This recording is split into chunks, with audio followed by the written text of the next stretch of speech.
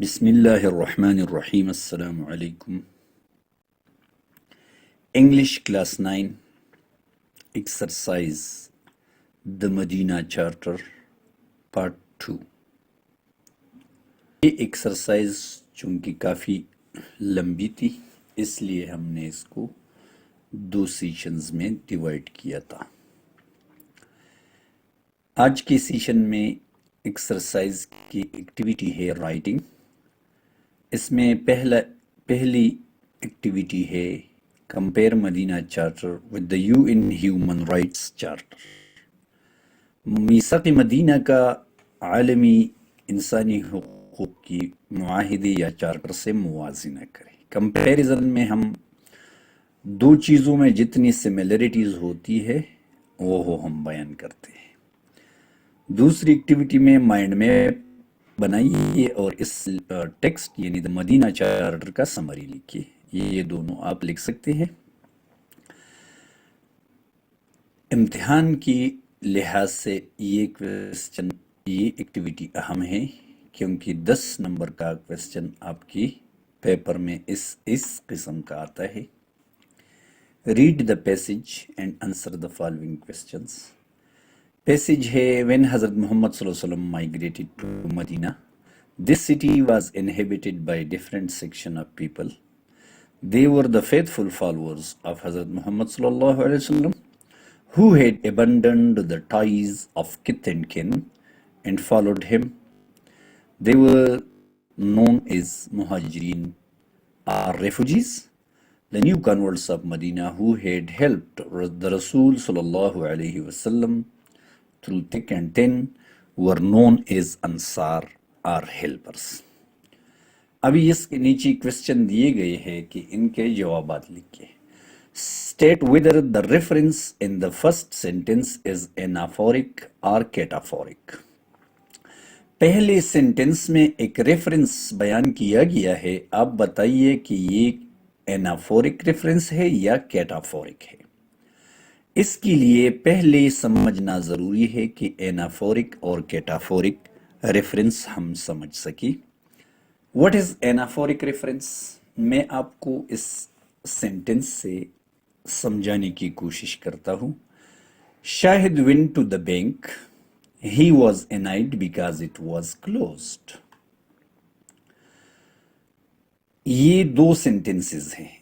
پہلے سینٹنس میں ذکر ہے شاہد کا کہ شاہد بینک گیا. پھر دوسری سینٹنس میں شاہد کا بھی نام نہیں ہے، بینک کا بھی نام نہیں ہے. اس میں لکھا گیا ہے he was annoyed because it was closed. تو ہمیں اندازہ ہوتا ہے کہ یہ ہی کس طرف اشارہ کرتا ہے، تو یہ اس شاہد کو اشارہ کرتی ہے. اس طرح اٹ اس بینک کی طرف اشارہ کرتا ہے.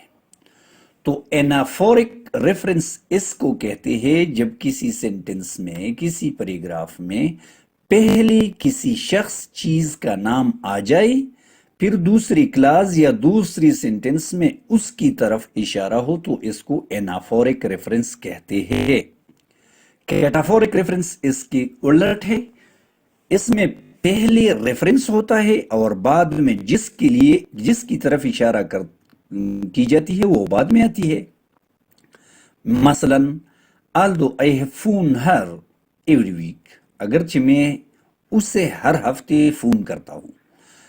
ابھی کوئی نہیں جانتا کہ یہ ہر سے کون مراد ہے. تو سینٹنس میں آگے جا کر my mother still complains.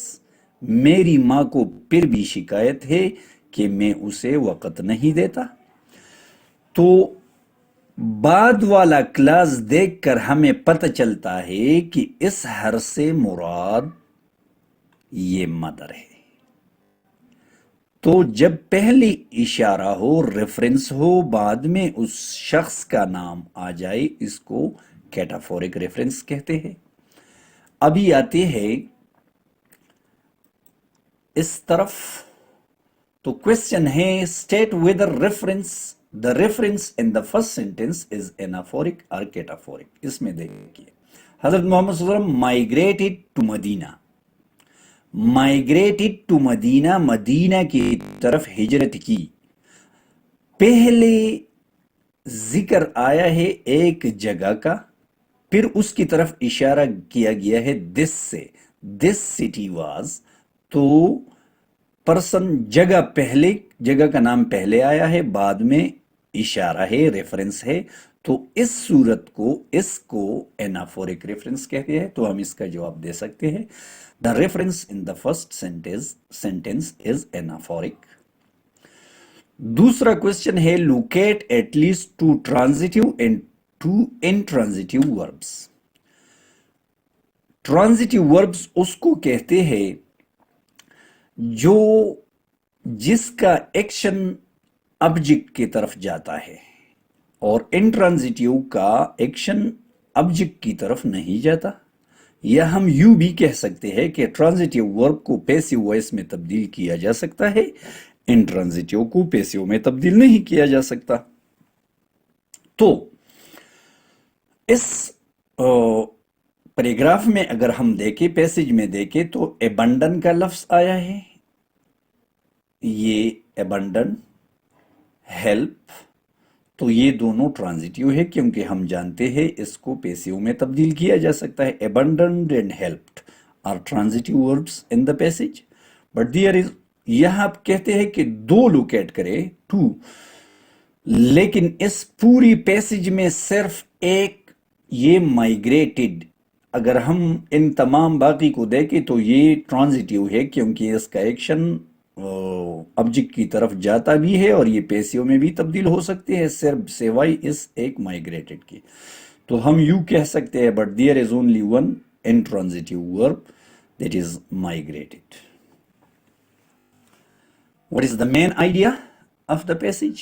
The main idea of the passage is migration of the Rasul Sallallahu Alaihi Wasallam to Medina and the relationship of Muhajirin and Ansar, mean refugees and helpers. Identify the tense of the passage. تو passage میں تو simple past بھی ہے، یہ کچھ فقری past perfect میں بھی ہے، لیکن ہے تو پاسٹ ٹینس. تو ہم کہہ سکتے ہیں the passage is in the past tense. Activity ہے گرامر کی. گرامر میں ٹینسز ہے present perfect continuous tense and past perfect continuous tense, ان دو کا ذکر ہے. پریزنٹ پرفیکٹ کنٹینیوس اس کو کہتے ہیں کہ کوئی ایکشن پاسٹ ٹینس میں شروع ہو اور ابھی تک جاری ہو، یعنی پریزنٹ میں بھی جاری ہو، تو اس کو پریزنٹ پرفیکٹ کنٹینیوس کہتے ہیں. اس ٹینس کو اردو گرامر میں ماضی قریب کہتے ہیں. اس کا طریقہ، ہاں یہ بات بھی رکھنا ضروری ہے کہ پریزنٹ کنٹینیوس اور پریزنٹ پرفیکٹ کنٹینیوس میں فرق اس بات کا بھی ہے کہ پاسٹ ٹینس میں یہ زمانہ شروع ہوتی ہے کسی خاص پوائنٹ سے یا کسی خاص پیریڈ سے.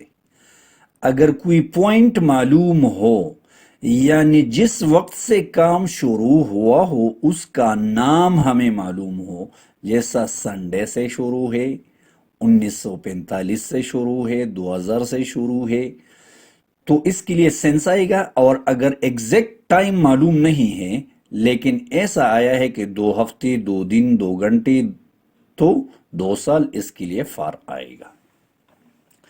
اس کا طریقہ یہ ہے کہ اس میں سب سے پہلے فاعل آتا ہے، سبجیکٹ، اس کے بعد ہیز یا ہیو، تھرڈ پرسن کے لیے ہیز، باقی کے لیے ہیو، پھر بین، پھر پریزنٹ پارٹیسپل یعنی آئی این جی. پہلے ورب کے پہلے فارم کے ساتھ جب آئی این جی لگایا جاتا ہے تو اس کو پریزنٹ پارٹیسپل کہتے ہیں.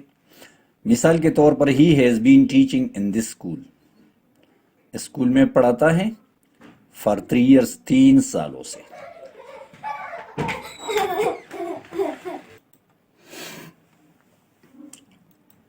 He has been teaching in this school for 3 years. ابھی 3 years یعنی ایگزیکٹ نام نہیں ہے کہ کون سی 3 سال ہے، تو اس کے لیے فار آیا ہے.